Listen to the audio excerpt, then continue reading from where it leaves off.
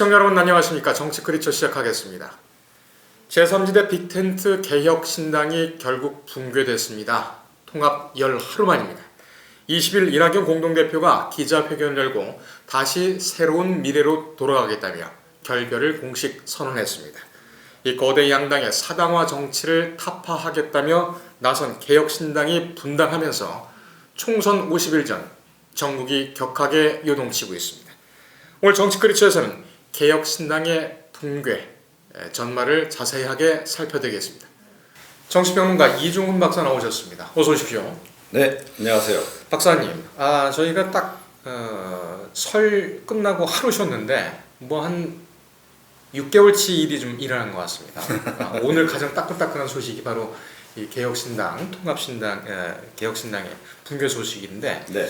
이낙연 공동대표 상당히 좀 격앙된 표현들을 많이 썼어요.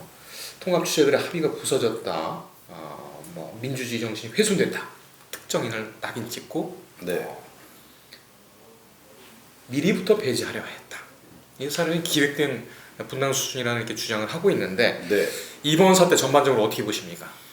예, 뭐 어떤 사람들은 좀 예고된 거였다라는 얘기도 하고, 뭐 그렇긴 합니다. 그러니까 처음에 사실은 통합할 때부터 좀 잘 안 어울리는 조합이다. 예. 그런 얘기를 좀 많이 했었고요. 네. 이렇게 통합하고 난 다음에 사실은 이제 원래 그 처음 창당했던 개혁신당에서 일부 그 탈당 사태가 벌어지기도 그렇죠. 했지 않습니까? 예. 그러니까 이제 이준석 그 대표를 이제 지지했던 사람들 중에는 뭐 이렇게 좀 이낙연 대표처럼 이렇게 약간 고루한 이미지를 가진 정치인하고 뭐 힘을 합치는 게 맞느냐 뭐 이런 지적도 좀 있었고, 예. 또 이낙연 대표 측으로 함께 이렇게 좀 묻어오려고 했던 그 배복주 네. 전 이제 정의당 부대표 같은 경우에 대해서도 상당히 이제 거부 반응이 좀 있었던 거고요. 네. 왜 저런 아주 좀 극진보 성향의 인물까지 함께 이렇게 오느냐, 이제 그런 이제 지적도 좀 있었고 이제 그랬던 터였죠. 그래서 안 그래도 개혁신당 내에서는 이제 그 부분이 상당히 논란이 좀 이제 되는 그런 그 상황이었고, 그래서 과연 화학적 결합이 가능하겠냐, 뭐 이런 얘기도 좀 있었던 거죠. 그런 상태에다가 사실은 통합을 하고 나면 시너지 효과가 보통 나야 되는데. 통합을 하고 나니까 오히려 여론조사 지표상 이제 플러스에서 더 플러스 알파가 돼야 되는데 예. 마이너스 효과가 이제 맞습니다. 난 거죠. 6%대. 네, 이제 그러다 보니까 이거는 좀 문제가 있는 거 아닌가, 이제 이런 생각을 좀 한 거고요. 네. 그다음에 이제 내부적으로 좀 의사결정이 상당히 좀 더뎌졌다 그래요. 그러니까 이제 뭐 아시다시피 이제 개혁신당, 원래 개혁신당 같은 경우에는 뭐 온라인 기반으로 일단 정당이 만들어지기도 했고, 그리고 이제 창당 직후부터 뭐 릴레이 정책 발표하면서 상당히 속도감 있게 막 이렇게 진행이 이제 됐는데, 예. 통합하고 나서부터는 릴레이 정책 그 공약 발표도 중단되면서 모든 의사결정이 좀 지체가 되는, 예. 그래서 이제 일종의 이제 기마군대 군단이 이제 발목이 잡힌 이런 형국이 돼버렸고, 이 얘기를 들어보면 이제 이낙연 그 대표 측에서 자꾸 지연을 시킨다는 거죠. 예, 뭐 정책 일부분도 뭐 좀 더 검토해서 하자. 예. 뭐 그렇다고 해서 그러면 대안을 뭐 명확하게 제시하는 것도 아니면서 뭐 차일피일 시간을 끌고 뭐 이제 이런 식이 되니까 계속 이런 식으로 가다가는 지금 사실은 뭐 총선까지 시한도 얼마 안 남았는데 이렇게 시간을 허비할 수 없다, 이런 판단도 좀 있었던 것 같아요. 그래서 이제 이준석 대표 측에서 이제 제안을 한 거죠. 그렇다면 이거 좀 속도를 빨리기 위해서는, 예. 빨리 가게 하기 위해서는 이제 선거운동 이 부분을 아예 이준석 대표 쪽으로 좀 이제 넘겨라. 이제 그와 동시에 이제 뭐 배복준이 뭐 이런 사람들 관련해서 좀 문제되는 사람들은 입당 과정에서 좀 걸을 수 있게 그 당원 이제 심사위원회 같은 것도 좀 만들자. 당원 심사위원회는 보통 대부분의 정당들 다 가지고 있어요. 있습니까? 예, 그리고 당원 관련한 규정은 정당법상으로도 하도록 원래 돼 있습니다. 예, 그래서 이제 그거를 이제 좀 이제 설치를 하자, 이런 이제 제안을 이제 했던 거고, 그거에 대해서도 이낙연 대표 측에서 이제 좀 난색을 표하고 하니까 그러면 최고위에서 뭐 안 되면 표결 절차를 거쳐서 하자. 어차피 만장일치 그 의견 수렴이 안 된다고 한다면 그래서 이제 표결에 이제 붙였던 거죠. 그런데 이제 그 회의 때 뭐 아시다시피 이제 이낙연 대표하고 김종민 의원이 이제 퇴장을 이제 했다는 거고, 그러면서 이게 이제 민주적인 과정이 아니다 이렇게 지금 얘기를 하는데 뭐 민주주의의 기본 원칙은 사실은 다수결 아닙니까? 예. 그런 면에서 뭐 비민주적인 절차를 거쳐서 했다라고 보기는 어려운데 어찌됐건 뭐 이낙연 대표 측은 그렇게 지금 가려고 하는 그 방향성 자체가 지금 싫은 거죠. 예, 그리고 이게 이제 이낙연 대표가 원래 얘기했던 거하고 좀 최근의 상황이 사실은 많이 좀 바뀌었어요. 어떤 게 바뀌었어요? 그러니까 이낙연 대표 같은 경우에는 원래 이제 제3지대 이렇게 탈당하고 제3지대로 나오면서 자기는 그냥 밑거름이 되겠다. 이런 얘기도 하고 그랬거든요. 예. 그래서 이제 후배들이 이제 앞에서 하는데 자기가 이제 뒤에서 그냥 이렇게 후원자 역할만 할 것처럼 그렇게 얘기를 했는데 정작 통합 과정에서는 본인의 역할을 좀 강조를 한 건 아닙니까? 그래서 공동대표에도 이름을 올리고 그 다음에 이제 총괄선대위원장에도 이제 이름을 올리고 이제 이렇게 된 거 아니에요? 그러면서 사실은 결국은 이낙연 대표가 자기 주도로 개혁신당을 끌고 가려고 하는 거다 하는 얘기가 나왔었고 실제로 이제 그 회의 진행을 해보니까 그런 것이 이제 곳곳에서 이제 드러난 거죠. 자기 페이스대로 끌고 하려고 하는.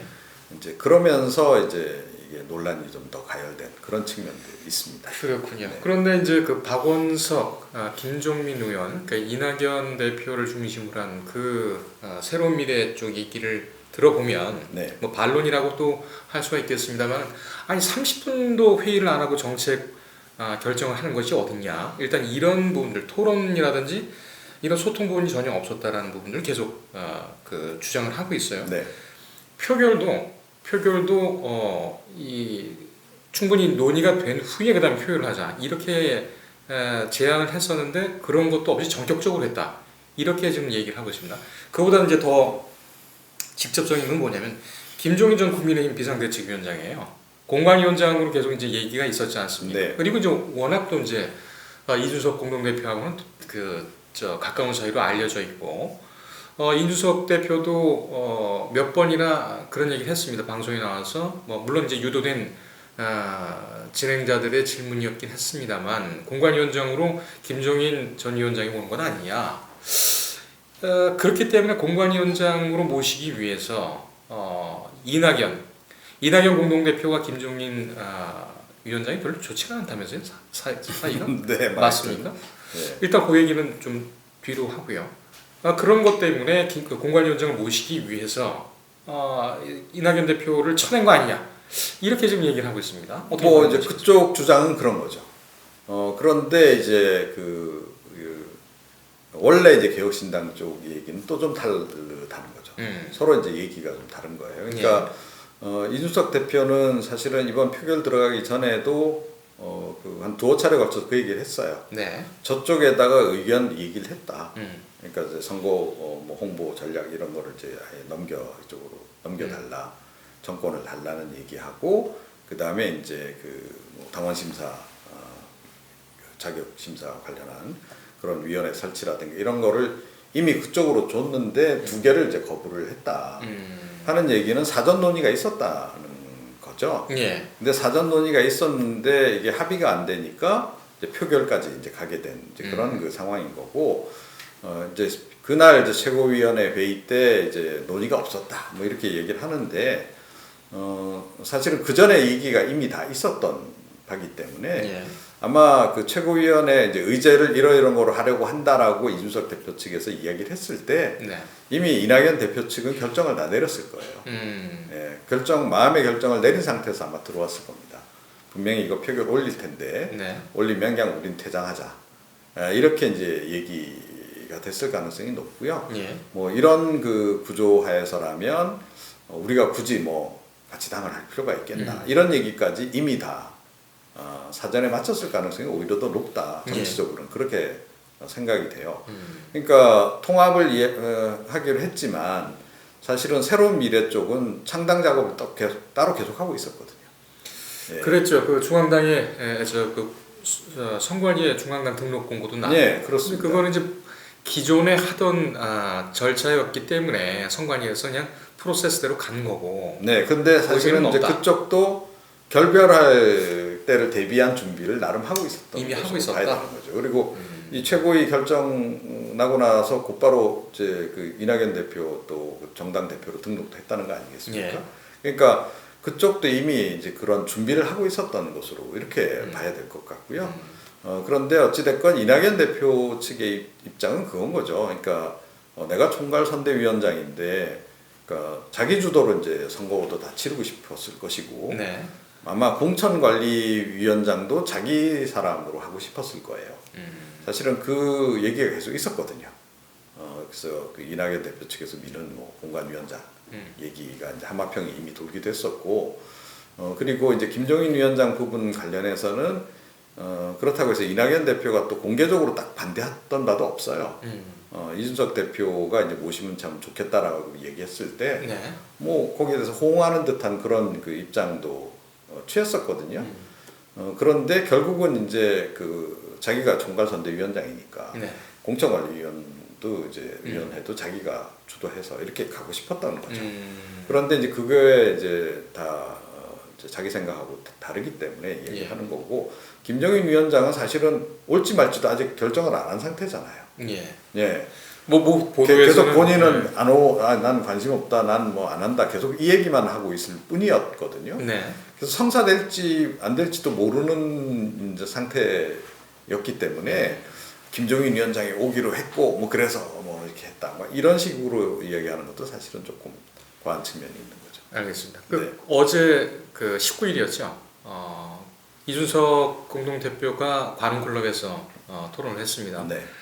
그게 끝나고 이제 기자들하고 비공개 티타임이 있었나 봐요. 거기서 이제 뭐 기획설 아니냐, 뭐 김종인 공관위원장 모셔와야 되는 거 아니냐, 뭐 여러 얘기를 하면서 네. 그때의 좀 뭐랄까 사후적 시나리오 뭐 이런 얘기를 좀 했습니다. 네. 사후적 시나리오라는 것은 이제 20일 날 방송에 나와서 해명을 한 건데, 어찌됐든 지금 예민한 그런 민감한 상황에서 그런 뭐 기획설이라든지 아니면은 뭐 천하람 위원을 이제 뭐 그 당직의 요직을 등용을 한다든지 이런 문제는 좀 언급하는 것이 어땠을까? 좀 신중했으면 어땠을까 이런 생각도 좀 듭니다. 이미 결별할 것으로 예상이 됐기 때문에 그런 발언을 했을 수도 있다라고. 이준석 생각해요. 공동대표도. 예, 조금 전에 말씀드렸듯이 새로운 미래는 새로운 미래대로 계속 창당 작업을 한쪽에서 해오고 있었던 네. 거고, 그리고 이미 이제 의견이 불일치한다라는 거는 사실은 그날 최고위원회 결정하기 전에 이미 그 서로 다 알고 있었다라는 거죠. 네네. 예, 의견 조율이 더 이상 안 된다라는 걸 알고 있었기 때문에 네. 양쪽 다 사실은 이제 거의 결별을 이제 준비하고 있었다, 이렇게 이제 보는 게 이제 좀 타당할 것 같고요. 네네. 이제 그런 상태에서 이제 뭐 이제 상황이 이제 전개된 거로 그렇게 봐야 되고, 기획은 양쪽 다 기획했겠죠. 양쪽 다 기획했다. 그렇죠. 이쪽도 계획이 있었을 거고, 뭐 이낙연 대표 측도 계획이 없었다고 보기 어렵잖아요. 네. 이낙연 대표 측도 여러 가지 시나리오를 준비를 했겠죠. 그러니까 가서 어찌 됐건 개혁신당에 가서 우리가 이제 주도권을 이제 쥐기 위해서 노력해 본다. 예. 근데 만약에 이제 주도권 확보가 안 되면 어떻게 할 거냐? 네. 예, 뭐 이런 논의까지 다 하지 않았겠어요? 1시나리오, 2시나리오 뭐 이렇게 해서 뭐 여차하면 결별하고 우린 따로 간다. 예. 그럼 따로 가는 걸 예비해서 그러면 이제 이제까지 진행하던 뭐 신당 그 프로젝트는 계속 진행을 시킨다. 정당 등록 절차는 계속 진행한다. 뭐 이렇게 자기들도 얘기가 됐겠죠. 예. 예, 그래서 뭐 굳이 따지자면 기획은 양쪽 다 있었다, 이렇게 보는 양쪽 게 다 맞겠죠. 있었죠. 알겠습니다. 잠깐 아까 얘기 나왔던 부분을 좀 네. 정리를 하고 가겠습니다. 김종인 비대위원장과 이낙연 대표 총리까지 지내셨죠. 네. 두 분 사이에는 어떤 일이 좀 있습니까? 글쎄요, 뭐 두 분 사이에서 어떤 일이 있었는지는 모르겠으나, 그런데 이제 이낙연 대표가 자기 주도로 이렇게 선거를 치르고 싶어하고, 어찌됐건 뭐 개혁신당에 본인이 중심이 되고 싶어 한다라고 전제하면, 김종인 전 위원장이 만약에 온다, 부담스럽죠. 네. 예. 그리고 괜히 이제 자기 하는 일에 좀 딴지를 거실 수도 있고 네, 김종인 전 위원장은 또 이렇게 막 거침없이 말하는 스타일이시잖아요. 그렇습니다. 네.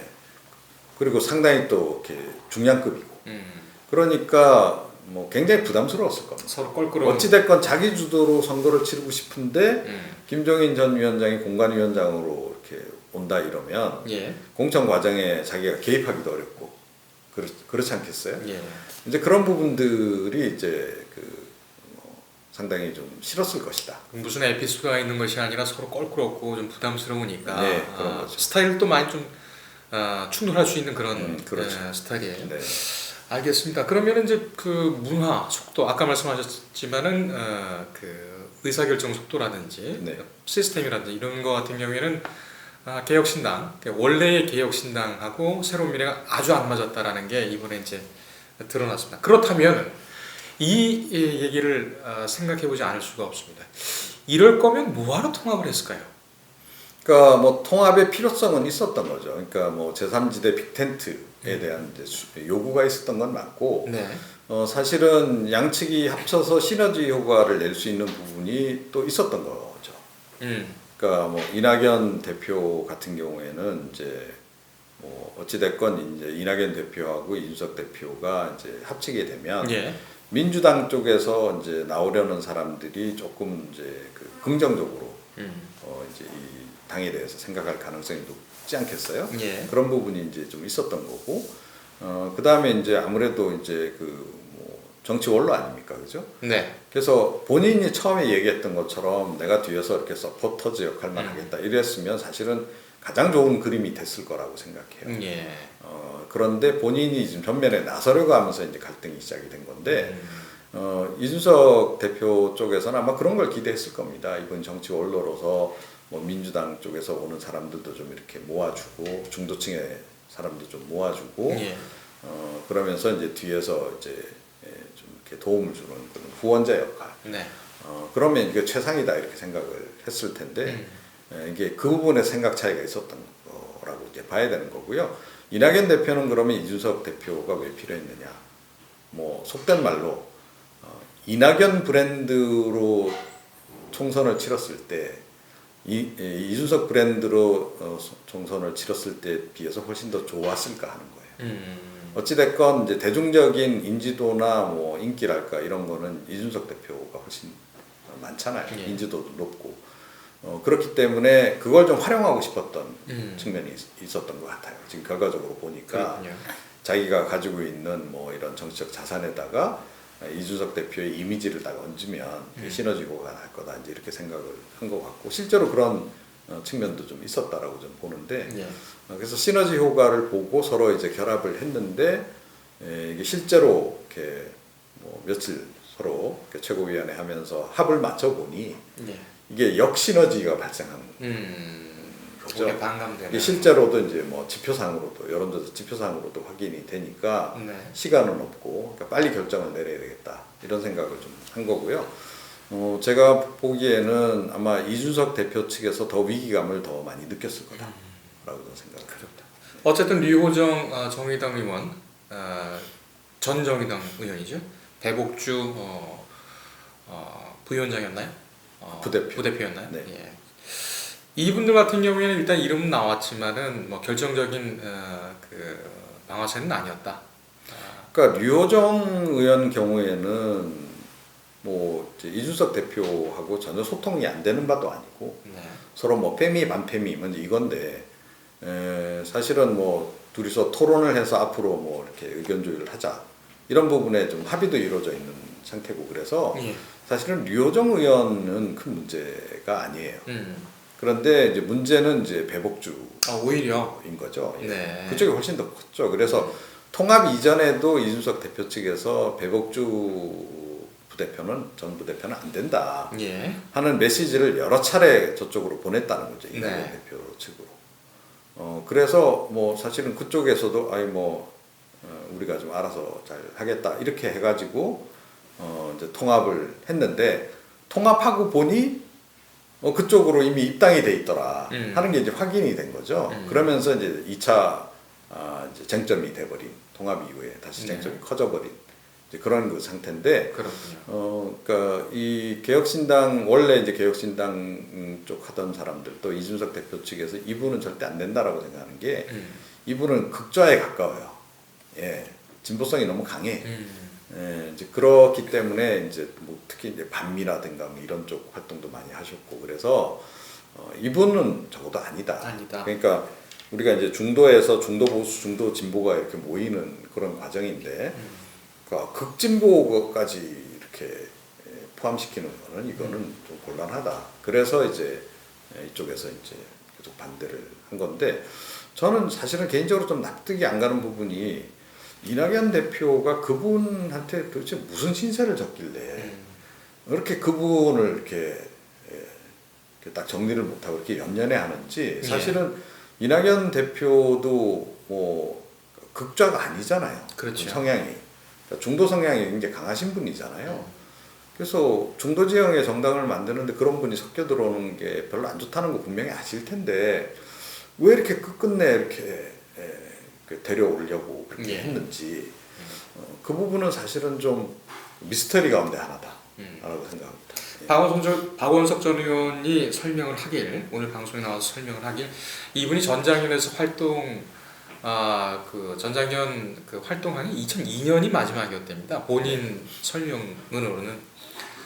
그리고 전장현의 그 투쟁 방식도 본인하고 맞지 않다. 자기들 자꾸 다치고 그런 일이 있고 이제 국민들 피해보고 있는 일이 있어서 그런 얘기도 충분히 이준석 공동대표한테 충분히 얘기를 했다고 합니다. 근데 결국은 받아들이지 않았다. 이렇게 아쉬움을 표했다는 얘기를 전하면서요. 자, 이 박사님, 근데 여기 보면은 좀 주목되는 인물들이 있습니다. 원칙과 상식. 네. 이원욱 의원과 조홍천 의원. 이분들이 상당히 통합에도 그렇고, 그 다음에 나중에 이제 결정적인 계기가 된 걸로 보이는 그런 절차가 뭐냐면 이제 표결이었단 말이에요. 그 최고위원회의 표결이었는데, 이분들이 거기서 결정적인 역할을 한 걸로 보입니다. 우선 이분들 개혁신당에서 있어서의 포지션이 어떻게 됩니까? 네. 그러니까 이것도 조금 통합 이전 과정을 우리가 좀 되짚어 봐야 돼요. 그러니까 원칙과 상식 이제 탈당하지 않았습니까? 예. 이제 그 상태에서 이제 그 워낙은 이제 이낙연 대표 측하고 함께 전 대표 측하고 함께 뭐 당을 처음에 만든다. 같은 당으로 한다. 이러다가 따로 정당을 하는 거로 이렇게 됐었잖아요. 네. 예. 그래서 김종민 의원만 이제 이낙연 대표하고 새로운 미래를 갖고 네. 원칙과 상식은 도로 원칙과 상식으로 되돌아가서 뭐 따로 창당을 한다. 이런 그 상태에서 통합이 진행이 됐잖아요. 예.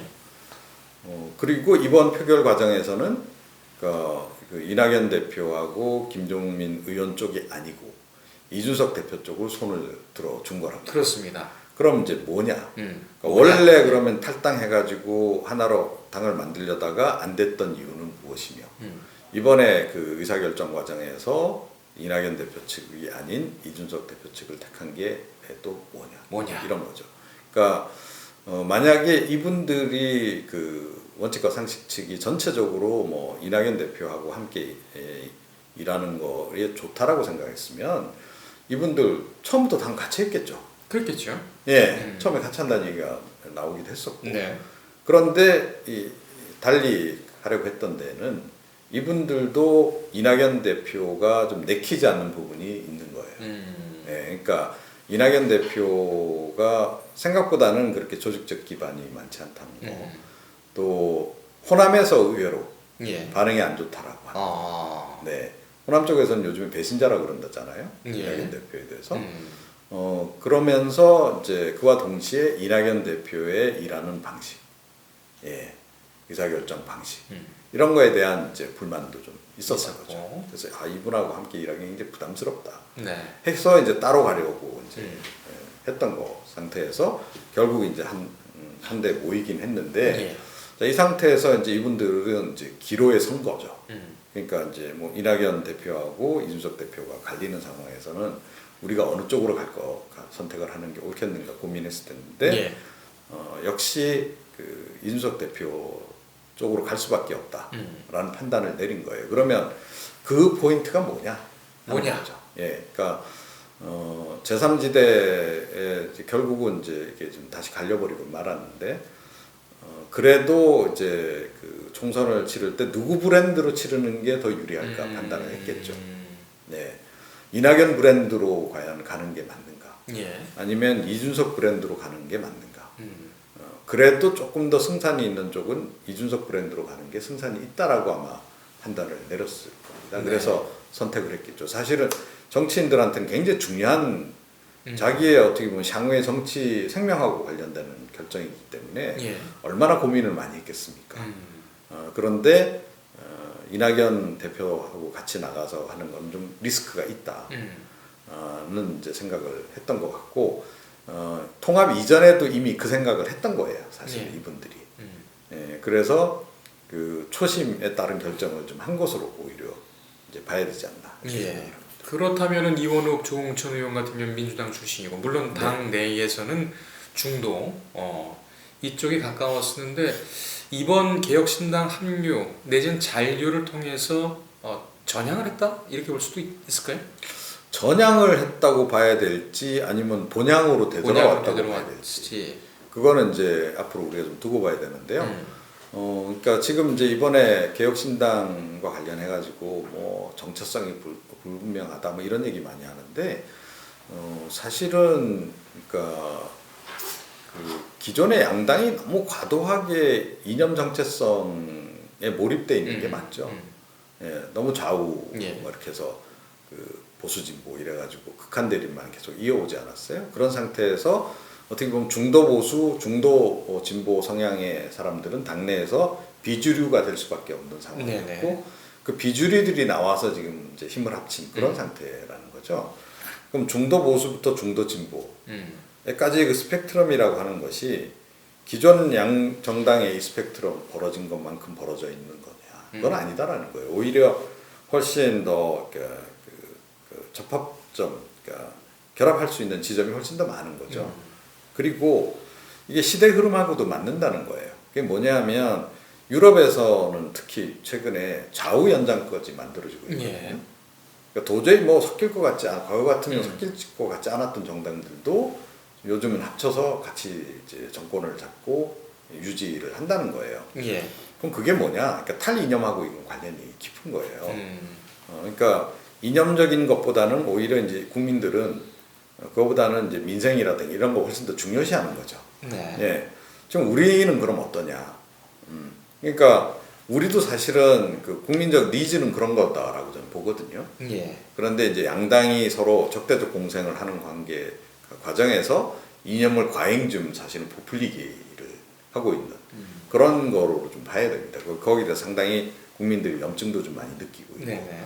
그래서 중도에서 이렇게 중도 진보와 중도 보수가 만나서 뭐 일종의 좌우연정을 한다고 했을 때 유럽의 좌우연정보다도 오히려 이념 그 정체성 면에서의 그 어떤 유사성 이건 훨씬 더 높다라고 봐야 됩니다. 그래서 이게 뭐 정체성이 애매하다 예. 뭐 이렇게 이야기하는 건 사실은 조금 좀 그건 과잉 해석이 아닌가 알겠습니다. 그렇게 생각합니다. 중도 층에 대한 집중력, 소구력 이 면에서는 조금 더 위력을 발휘할 수가 있다. 이원욱 의원과 조홍천 의원이 개혁신당으로 통합하는데 큰 역할을 하는 건 맞겠죠. 네. 그렇게 생각하시는 분들이 많으신데 알겠습니다. 자, 개혁신당 자연스럽게 그럼 개혁신당의 앞날은 어떻게 될 것인가 이 문제를 좀 보도록 하겠습니다. 중도층 얘기가 나왔으니까요. 어떻게 전개될 것으로 보십니까? 이낙연 대표를 덜어낸 게 오히려 약이 될 수도 있다. 근데 이제 향후에 그런데 그걸 약으로 만들려면 그들이 잘해야 되는 거죠. 예. 예. 그러니까 개혁신당이 이제 통합 이전에 상당히 국민적 관심을 유발했던 예. 부분이 뭐냐 하면 1년의 개혁 정책 발표였잖아요. 릴레이 정책 발표. 그래서 기존에 이제 양당이 이제 제기하지 못했던 그런 이제 문제들을 제기를 하면서 상당히 관심도 끌고 네. 기대도 높아졌고 그랬던 거죠. 그런데 이제 통합 이후에 사실은 이제 앞서 말씀드린 대로 그 속도도 줄고 릴레이 정책 사실은 이제 준비 안 했던 게 아닌데 준비를 한 상태인데 계속 이낙연 대표 측에서 이거 발표를 지연시켰단 말이에요. 예. 좀 더 검토해서 합시다. 검토해서 합시다. 그럼 이제 이준석 대표 측에서는 그러면 의견을 주세요. 그럼 반영해서 하겠습니다. 하니까 이런 문제는 신중하게 검토해야 됩니다. 이낙연 대표 그 특유의 이제 그런 게 좀 있는 거죠. 사실은 그런 의사결정 방식에 대해서 불만이 과거에도 많았어요. 네. 이낙연 대표 그 주변에서 많았는데 이번에도 계속 그런 식이니까 그럼 언제까지 이걸 좀 의견을 주시겠다는 얘기입니까? 그거에 대한 얘기도 없는 거예요. 그럼 무한정 기다려야 되는 건데 실제로 그렇게 상황이 막 전개가 돼버린 거죠. 예. 그 바람에 상당히 이제 그 역효과가 이제 난 건데 그 부분을 이제 향후에 어떻게 하느냐가 굉장히 중요하다라고 생각을 해요. 그래서 일련의 릴레이 정책 결국 이제 그 양당 거대 양당이 존재하는 속에서 언더독이잖아요, 그죠? 언더독인 그 개혁신당이 처음에 잡은 컨셉은 예. 정책 차별화를 통해서 그 양당 하고 이제 경쟁해 나간다. 이제 비교 우위를 이거로 삼아서 나가겠다. 이거 아니었습니까? 이제 그거를 이제 향후에 잘 살려나가는 게 굉장히 중요한 과제가 이제 됐다. 네. 그게 이제 국민들에게 이제 어떤 반응을 보이느냐, 국민들이 어떤 거기에 대해서 일련의 정책에 대해서 어떤 반응을 보이느냐에 따라서 개혁신당이 바람이 불 수도 있는 거고, 네. 아니면 그냥 사그라들 수도 있는 거고. 이제 그렇게 좀 봐야 될 것 일단 정책 총선 쪽으로 방향을 잡고 네. 속도를 상당히 빨리 낼 것이다. 알겠습니다. 그렇다면 이제 새로운 미래가 또 주목이 됩니다. 이 여기가 더 주목이 되는 것이 뭐냐면 지금 민주당에서 의원들이 빠져나오고 있단 말이에요. 김영주 국회 부의장도 어제 탈당을 선언했고 박용진 의원도 하위 10%에 달한다 이렇게 통보를 받았습니다. 예. 민주당 이탈이 빨라지게 되면 새로운 미래도 세력이 증강되지 않을까? 새로운 미래 앞날 어떻게 보십니까? 자, 민주당에서 탈당하시는 분들 입장에서는 지금 두 개의 선택지가 생긴 거예요. 예. 개혁신당이냐 아니면 새로운 미래냐. 예. 근데 새로운 미래로 확 다 몰려갈까요? 저는 아닐 거라고 봅니다. 그건 왜 그렇습니까? 조금 전에 말씀드렸듯이, 그러니까 그래도 승산 있는 쪽으로 몸을 하지 않겠어요? 그러니까 일단은 먼저 무소속으로 갈 거냐 아니면 뭐 제3지대 신당 쪽으로 갈 거냐 이걸 고민할 것이고 예. 개인적으로 무소속이 아니고 정당을 선택한다라고 했을 때는 이제 개혁신당이냐 아니면 새로운 미래냐 하는 건데 앞서 말씀드린 대로 이낙연 대표의 대중적 인기는 이준석 대표 못하다는 거죠. 그러면 이제 향후에 이제 뭐 정당 지지율을 이제 봐야 되겠는데요. 예. 지금 뭐 설령 예를 들어 뭐 서로 비슷하다 하더라도 향후에 이제 확장성을 이제 보겠죠. 어느 쪽이 좀 더 이제 지지율이 높아질 가능성이 있나. 네. 이거를 보고 아마 판단을 내릴 거라고 좀 봅니다. 그런데 현재 상황에서도 일단은 그 어떤 대중적인 인지도나 지지도는 이준석 대표가 더 높다는 거죠. 예. 그러면 누구의 브랜드로 이번 총선에 임하는 게 옳겠는가를 이분들도 고민을 한다는 거예요. 그렇군요. 그리고 조응천, 이원욱 두 의원이 이낙연 대표를 쫓아가지 않고 개혁신당 쪽에 계속 남아있기로 한 그 이유도 나름 조금 전에 설명을 드렸는데 네. 그 유사한 생각을 할 가능성이 굉장히 높다라고 봅니다. 그래서 제가 보기에는 뭐 이낙연 대표가 하는 새로운 미래 쪽에도 뭐 일부 가긴 하겠으나 개혁신당 쪽으로 조금 더 많이 모이지 않을까. 오히려 저는 그렇게 생각을 합니다. 네. 알겠습니다. 새로운 미래, 개혁신당 이 전반적인 총선 판세를 보기 전에 하나만 더 여쭤볼게요. 이준석 공동대표 동탄에 그 신설되는 지역구 나올 가능성이다 이런 얘기도 돕니다. 네. 이 얘기 무슨 얘기입니까? 그 얘기는 사실은 이제 정치권에서는 벌써 약간 소문이 들긴 했어요. 그런가요? 예, 그러니까 뭐 이준석 대표가 워낙은 뭐 대구로 가느냐, 예. 아니면 이제 수도권이냐. 예, 그런데 대구로 가는 거는 그야말로 국민의힘하고 정면 대결. 이런 그 이미지를 만들기 위해서 가는 거고. 당선 가능성을 따지자면 사실은 그래도 수도권이 높다. 이런 이제 전망들을 많이 했거든요. 그러니까 대구는 그야말로 죽을 각오를 하고 가는 거고, 그래도 이제 본인 당선 가능성을 좀 더 생각하면 이제 수도권으로 이제 가야 되는데, 그럼 수도권이면 어디냐? 관련해 가지고 뭐 이준석 대표가 한 대여섯 군데 놓고 검토 중이다 이런 얘기도 있었잖아요. 당연히 이제 본래 본인이 계속 했던 이제 노원. 네, 노원도 이제 예. 고려는 했을 거라고 좀 보는데 그런데 이제 이번에 이준석 대표가 이제 잡고 있는 컨셉이 있잖아요. 예. 정책, 음. 정책으로 승부한다. 그리고 이제 특히 양양자 의원 쪽하고 통합을 하면서 과학기술 이쪽으로 상당히 좀 방점을 두는 그런 이제 약간의 그 방향 조정도 있었단 말이에요. 예. 과학기술 정책을 이제 중시하는. 그렇습니다. 그리고 그게 또 본인의 그동안에 자기 커리어하고도 좀 관련이 이준석 있잖아요. 대표가. 예, 뭐 과학 출신이기도 하고 또 IT 쪽 전공했고 예. 그런 거하고 또 관련이 있고 또 본인이 향후에 정치적인 기반으로 삼으려고 하는 쪽하고도 관련이 있다. 네. 제가 보기엔 결국 스타트업이나 이런 쪽하고 궤를 같이 하면서 그들하고 함께 이렇게 성장하는 예. 그리고 이제 그들과 함께 이제 그 정권을 창출하는 이런 그림을 분명히 그릴 겁니다. 그렇군요. 그럼 네, 그 그렇게 정책적인- 보면 예. 이제 어디로 가야 되느냐 하는 거죠. 음. 그런 쪽이 많이 모여 있는 IT, 뭐 벤처 이런 데들이 많이 모여 있는 그리고 이제 특히 반도체 뭐 이제 이런 쪽이 많이 모여 있는 그 용인 수원 용인수원. 그 라인 그 라인으로 이제 혼자만 가는 게 아니고 양양자 의원과 이제 본인과 또 몇 사람이 같이 이렇게 딱 동시에 뜨는 예. 이렇게 약간 편대죠. 편대를 만들어서 이제 공략하는 그런 그림이 어떻겠느냐. 이게 소위 용인벨트라고도 하던데. 예, 수원 용인 벨트인데요. 근데 이게 사실은 아시겠지만 최근에 그 한동훈 위원장이 굉장히 방점을 두고 있는 곳이에요. 그렇습니다. 예. 수원 벨트 이른바. 그러니까 그 수원 벨트에 이제 가서 정면 대결하는 그런 모습이기도 한 거예요. 이거는 결국. 그러니까 한동훈과 이준석이 수원 벨트에서 맞붙는다. 이런 그림이기도 한 거죠. 그렇군요. 예, 그래서 아마 그런 방향으로 지금 이제 전략을 짜고 있는 거 아닌가. 예. 일단은 그렇게 보입니다. 알겠습니다. 지금 말씀하신 바대로 예전에 대통령실에서 야당 대표들 모아서 그 신년 할애인가요? 네.